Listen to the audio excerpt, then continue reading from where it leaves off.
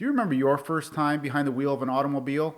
I sure do, because for 45 years, every time I looked out of our kitchen window, I had a crooked reminder of my first driving experience. Here's my story. Growing up on a rural farm, driving started at a young age.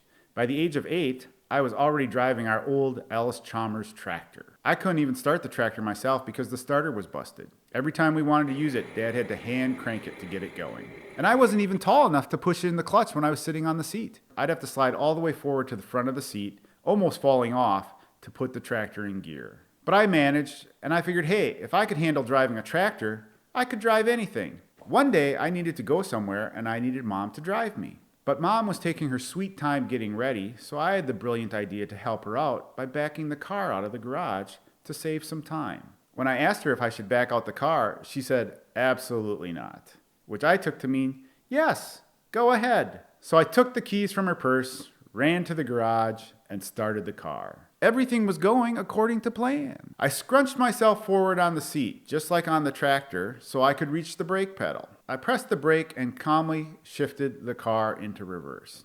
Everything seemed to be going smoothly, so I took my foot off the brake, but nothing happened. The car just sat there. So I figured it needed a little gas to get it to go. So I pressed what I thought was gently on the gas pedal, but I may have overdone it. The car shot out of the garage like a rocket. Panicking, I let off the gas, assuming the car would stop. But here's the thing. I had forgotten that the garage was at the top of a slight incline, and the car just kept rolling backwards, even without me pressing on the gas. I was really starting to panic at this point. Pressing on the brake never even crossed my mind as I desperately tried to figure out what I should do. So in my confusion, I then hit the gas again, sending the car flying backwards even faster. I was too short to see out the back window, so at this point I was flying blind. So there I was, in the car, barreling backwards in reverse with no idea where I was going or what was behind me. Then suddenly I heard a crash and felt a jolt. I had hit the clothesline pole, stopping me dead in my tracks. And not just lightly either, I really rammed into it. Thankfully the pole was sturdy because when I rammed into it, still not knowing what I was doing, I gave the car even more gas. So even though I wasn't going anywhere, the wheels were spinning wildly. I was ripping deep, ugly ruts into my dad's precious lawn. Wherever I was going that day, that trip was canceled.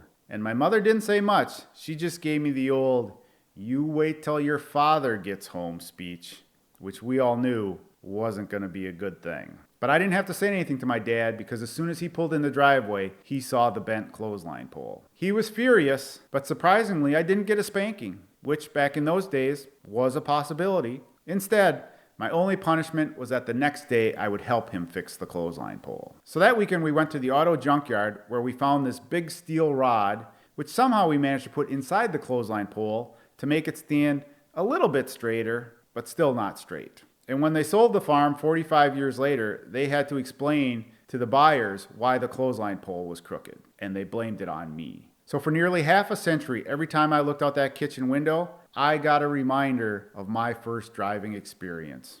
Do you have a crazy story about your first driving experience? If so, I'd love to hear about it. Drop it in the comments below. If you enjoyed this story, subscribe, give me a thumbs up, hit the bell, and as always, sincerely, thank you for watching.